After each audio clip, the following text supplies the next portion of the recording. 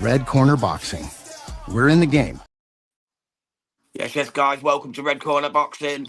We've got a very special guest today. We've got Dan Garber. How are you today, Dan? I'm all good, bud. Yourself? Yeah, not too bad, mate. Sorry to say, lads, that Mr. Neutral's not going to be here for this interview, having a little bit of technical difficulties. So this will be a short and sweet one. Won't keep Dan too long. Let's start with, Dan, the usual question I ask all the fighters. What got you into boxing and at what age did you start? What got me into boxing? My uncle was a professional fighter. He was pretty well known on circuit in 90s and 80s. Steve Garber, he was called. He boxed the likes of Lennox Lewis, Henry Akwande, John Fury, Axel Schultz, Joe Bugner, Julius Francis, Scott Welsh. So I think he had 47 pro fights. So I was always in and around boxing. My granddad was a boxer as well. My granddad was from Nigeria. He came over to England in the 50s. Obviously, my uncle was boxing. My dad had done a little bit, and I was just always around it from being a kid. To be honest with you, in and out of gyms with my uncle and things like that. I'd started. I think I first went into a gym. Actually, my uncle that first took me to a gym when I was about 7 or 8. You had guys like Frank Grant there and stuff like that. Beat Errol Bomber. I might have been a bit younger, to be honest with you. He beat Errol Bomber Graham, who was British champion. And I would when I was like 14, 15, I was playing football as well, and at a pretty decent level, to be honest. And I went to my first proper amateur gym at 14, which were called Bradford Police Boys. That's where Junior Witter had come through. He'd turned pro at the time, but they had guys like John Doherty who had come through, were a British champion there as well. And that was like the main gym in Bradford to go to. So I started training 3 times a week at 14. Had a couple of junior fights, and then the football took over again. It started getting a bit more serious for me. I think at the time I was in Bradford City's junior setup, so I concentrated more on the football at the time, to be honest with you. But I was still boxing, just training and things like that. And I went back to it at about, I think it was 18, 19, to my uncle's old trainer, Maurice Thomas. And started boxing as a senior. I think he totally had 19 amateur fights. Won 15 of them. Didn't do too bad. I boxed as funny enough, even though I'm an heavyweight now, my first fight as a senior, I was a light heavyweight. And like I just ended up being, they had an old weight division which were 86 kilo back then, which were like 13 and a half stone. That was the division that I used to box in. I then was sparring at a gym called Dickie's Gym.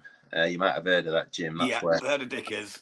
Yeah, so a good friend of mine and a good family friend, Femi Fentola, he was a pro himself, boxed Carl Johansson for a British title. He got me down there for some sparring because I was always struggling for sparring being an heavyweight. I'd gone through the weight divisions as an amateur and ended up boxing as a super heavyweight, even though I wasn't the biggest. I was only like 15 stone. So I was always struggling for sparring. And he brought me down and I was sparring with these guys, and he said, "You're not doing too bad with these." And it never really dawned on me to turn professional. I said, "Well, why don't you turn over? You might as well get paid for it." And I thought, you know what, go on then, we'll have a go. So I turned professional over at Dickie's Gym with Mark, or a cruiserweight then. I had a couple of fights, and then COVID kicked in, if you remember. Yeah, that was a terrible time. Yeah, and that put a stop to small hall boxing. So it just put a stop to everything. And at the time, I'd had 2 fights. It's live. I'd had 2 fights, 2 pro fights. And what did I do then? Yeah, so the COVID had stopped it, and also I'd failed an eye examination. I remember that on my medical, so I just thought, you know what, I can't be bothered with it. I'm just going to pack in. So in COVID, I started doing more road work in COVID than I was actually doing when I was training. And I started getting the bug back for it. And then things started settling down, and obviously they brought small old boxing back, so I was going to a gym in Guiseley, just messing about, hitting the pads, etc., things like that. And I got introduced to Glenn Banks, who's now my manager. And Glenn said, why don't you come back? Come back as an heavyweight. You could probably make some money on the road and stuff like that. So go on, then we'll have a little go. The aim was just to have maybe one little TV fight, just some, if we could, if all came along like that. And I made me come back, had a couple of fights, and ended up boxing a guy who'd had, at the time, I think he was 3-0 at the time. And ended up stopping him in first round. And we got a fight offered with Tom Carty then, which was my first TV fight. That were in my 7th fight on the Katie Taylor undercard. So that was the aim, just to get something like that. Obviously, I got that, and that was a whole new experience. It was an 8-rounder, boxing on TV in front of a massive, massive audience. The exposure were good, etc. And it was a big, big step up at the time. I had to go training full time. I had to quit my job for that. Well, funny enough, I actually got sacked because of the fight. Oh, bloody hell. Training too much, couldn't make it in time. I asked work if I could have 4 weeks off unpaid. They agreed it. And then they got me in office and said, right, we don't agree with this boxing. You either do the boxing or we're giving you your P45. So I said, oh, you might as well give me your P45. So I quit that, just went full time for that fight. And then obviously I got beat by Tom in, I think it was around 20 seconds to go in round number 8. And from that, it just exploded for me, really. The fights that I've had since against the likes of Moses Itauma, there was Viddal Riley, there's been Hughie Fury, Matty Harris. Matty Harris on Channel 5 back in July, yep. And now I've had 2 wins. I won my last 2. Had a win in Germany away from home this year as well. Now, I won't say what it is yet because I'll end up cursing myself, but we're being there's potentially something very, very big for me in December now, which would be like the dream come true fight for me, really, with the destination and everything like that, where it is. That sounds fantastic. Does that mean it's going to be in Riyadh? No, it won't. If I tell you where it is, I'll give it away. Oh, okay. No worries. It's a Queensbury show that's going to be basically putting on in December. So we're hoping we can get on that. It's going to be a heavyweight show that they're doing. Fantastic. SWS Boxing just said was a huge win against Pavel Sauer. Oh, thanks for that. Yeah. Out of them guys you mentioned, the Viddal Rileys, the Matty Harris, Thomas Carty, Moses Itauma, who would you say is the most skillful boxer? Not hits the hardest, but the best boxer out of those. Skill-wise, it's, for me, Hughie Fury has got the most skills. I've actually been sparring Hughie for the last 2 weeks. I've done 30 rounds with him in the last 2 weeks. I've been going down there to spar with him, and you don't realise how good he is until you get in the ring with him. He's a big old lad as well, isn't he? He is, he's 6'6", he's 17.5 stone, and I mean, he's had 34 professional fights. He took Joe Parker to a majority decision for a WBO belt. He's only been beat by Parker and Povetkin. He's got wins over Sam Peter, former WBC champ. Yeah. Christian Hamer, who his cousin Tyson beat in a final eliminator before he fought Klitschko. He beat Sam Sexton for British title. Then he's beat Marius Wack when Marius Wack were actually boxing at a very good level still. He beat Pavel Sauer as well over in UK on a show who I obviously beat. And but yeah, it's his overall, his ring craft and things like that. His jab is really underrated, and I think this year now he's fit. I think he's going to surprise quite a lot of people. Well, he's got that fight coming up in December, hasn't he, over in the Netherlands against Michael Webster? November 29th, yeah, he's fighting Michael Webster. Yeah, good fight for him, that, 'cause Webster's decent, training with Curtis Woodhouse and that, isn't he? Yeah, I think he's lost his last 2 to TKV and Solomon Dakers. He gave Solomon a good fight, the first fight, but he got stopped in his last 2. So he's got nothing to lose at all, fighting you. Absolutely. To gain. But the way Hughie's been looking in sparring is, honestly, he's been unreal, to be fair. Not just with Yeah, himself, definitely. with the other sparring partners that he's got in there as well. They've got, it's all different ones for him. He's really, really on it. So yeah, I can see him getting the Itauma fight next year, to be honest with you. I'd like that fight. I think that'd be a tremendous fight because he ain't going to take Hughie Fury out with that one smack, is he? I think Hughie's a bit, No, can hang tough. He's never been dropped. He's been at the top level. He's been in with the best guys. For me, he's got the best trainer in UK, and Peter Fury, to be honest with you. His dad. Was it your uncle who had a fight with Peter Fury? We said earlier. I think Esther West mentioned it to me before. John Fury, Tyson's dad. Oh, John Fury. Sorry, yeah, that's it. Sorry, the wrong Fury. They boxed each other twice. I mean, when that fight got made with Hughie, obviously what happened was Jake Paul had shared the footage of my uncle knocking John out. I seen it. That kind of went viral, and then I think people they were struggling for opponents for Hughie. Just they all wanted stupid money to fight him, and then I got approached about it, not by the team, by one of the matchmakers, just saying I think this would be a good little angle that you've got here with your uncle. Family Feud style. Yeah, they fought 30 years ago, and now the nephews do it 30 years later on TV as well. And yeah, I don't know. I knew when that fight got made. I thought at the start, am I out of my depth here? It's going to be I'd sparred him before as well, so I knew how good he was. And I thought, you know what, I've got nothing to lose. I'd been in with a Talmer on 3 days' notice. I'd been in with Viddal Riley on 24-hour notice. I'd obviously boxed Tom Carty, and they gave me 5 weeks' notice to prepare for it, so it wasn't like I was just getting thrown in. And I mean, I got the referee stopped me. I don't think it should have been stopped, but don't get me wrong, he were dominating me.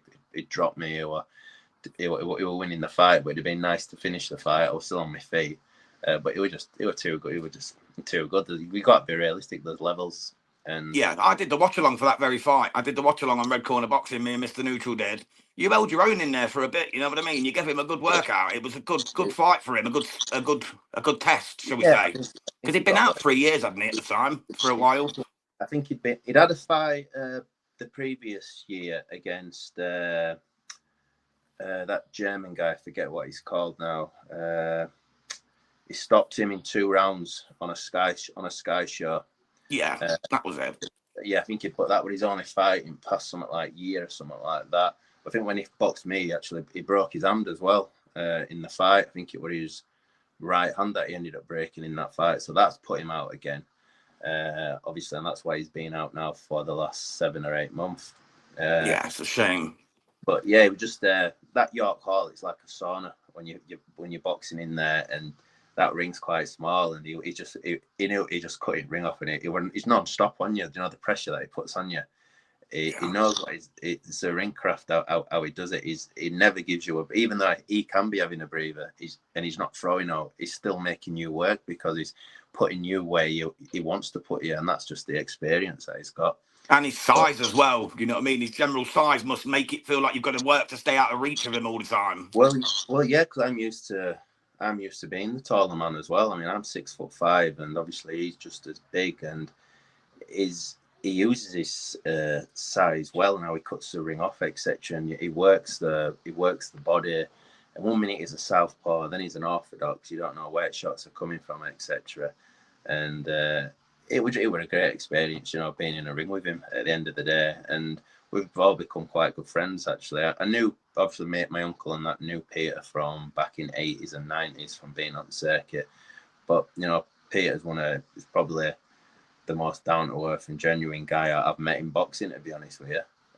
Obviously, apart from my team and stuff, guys outside of that circle. And it brought me down to his gym to spar, and it's helping me massively now. That's brilliant. You Never Walk Alone's asked a question. He said, "Hey lads, who's Dan's favourite boxer of all time?" Of all time, it's Muhammad Ali. It's got a bit. My son's called Clay after Cassius Clay. Okay. My other son's called Evander after Holyfield. So they're my 2 favourite fighters, and I were a big Arturo Gatti fan as well. Sad to see what happened to his lad, weren't it, recently? Yeah, really, it was terrible. Yeah, 17 years, man. No way to go that. Not at all. No, It were awful. But Holyfield and Ali were my two heavyweights. Yeah, my dog's called Tyson, so you can guess who were my favourite heavyweight. Brilliant back in the day, weren't he? He was. Absolutely. Well, before we let you go, mate, got Parker Wardley at the weekend. Who are you picking for that one? Oh, you've got to pick. Saying that, I've been saying since that fight we made, Parker dominates him. I think the thing with Wardley is, I think personally, he's being rushed a little bit. You got to remember, it wasn't that long ago he drew with Fraser Clark, who was a domestic level. For me, a very good fighter, but he's British level. And he struggled that night. And if it wasn't for them point deductions, he would have lost that fight. And then you've got to look at the Justice Honey fight. Honey outboxed him for 10 rounds. For 10 rounds, and Honey's boxed at no level. Very good amateur, but he came in that on a couple of weeks' notice and gave him a boxing lesson. But he has got that power, that equaliser. That's what I've been saying all along, Dan. Like, he's got that knockout power. That's the only saving grace for him. Because I can see Parker doing the same as what Hooney done and just outboxing him, and maybe even stopping Fabio late in the fight. The thing with Parker is, I think people are reading into his wins too much. If you look at the Zhang fight, Zhang's 43 years of age. He had Joe down twice in that fight. Yeah. You only have to look what Cabell did to Zhang. He put him away in 4 rounds. Yeah. The Wilder fight, Wilder shot to pieces. He didn't throw a shot all night. Again, look what Zhang did to Wilder when he fought him. Bakole may as well not even have turned up. He turned up 4 stone overweight, and in his fight since, he got outboxed by Akjaba. So on paper, they look like good wins, but I think people they've been against guys who are there for the taking, really. I still think his level's above Wardley if you look at the last few performances. And I've been saying that he outboxes him, but I don't know what it is. I keep thinking now I can see Wardley just landing in that fight at some point. It's definitely possible. Mr. Neutral's got Wardley by knockout within 5 rounds, so he's confident on Wardley. I just think he'll struggle with the style of Parker. I think the thing with Parker is, as well, I'm not saying he's chinny, but he has been down quite a few times in his career. He has. And Wardley can really, and he's there to be hit. There's no two ways about it. If you're a betting man, I'd put the money on Parker to win on points. Yeah, but that's fair shout. If you want an outside bet and you've only got to look at the odds, you can get 3-1 on Wardley to win the fight outright. And if you're looking at the round betting and the KO, that's where the money's to be made if you are a betting man, because Parker's a big favourite. His odds on. You can get as much as 11-1 on the first 3 rounds. Last time I checked on Fabio Wardley, you can. So it's well worth a 10 of that, isn't it? I think he has got to go for it as well as Wardley. He ain't going to outbox Joe Parker. There's no two ways about it. He has to let his hands go in that fight. But yeah, that's where the money's to be made on. But yeah, if you had to push me, I'd say I don't think Parker will stop him. I think he'll beat him on points. That's the way I see it going. That's a fair call, Dan. That's a fair call. Well, we'll let you go in a second, mate. I'll ask you one last question, and that is, have you got your eye? I know you said you might have a fight sorted in December, but is there anyone that you've got a little bit of needle with that you'd like a fight with that's in and around your division at the moment? Anyone you just like to pull up in a fight with? I wouldn't say, well, there's one lad that I do. I've never called anyone out. I actually spoke to him, and I think is one of the biggest talents that's coming through British boxing at the minute. And to speak to is a nice lad. Can't say a bad word about him whatsoever, but I'd love to box Leo Atan. Okay, that's a good call, mate. I'd like to see that, to be fair. He's from York. I'm from Bradford. It's pretty low. I've actually been asked to go spar with him before, and I always said no because I don't like sparring them amateurs. And he's an unreal talent. But I always think to myself, you could end up fighting these guys because I see myself as a kind of guy domestically who's kind of like this gatekeeper kind of thing.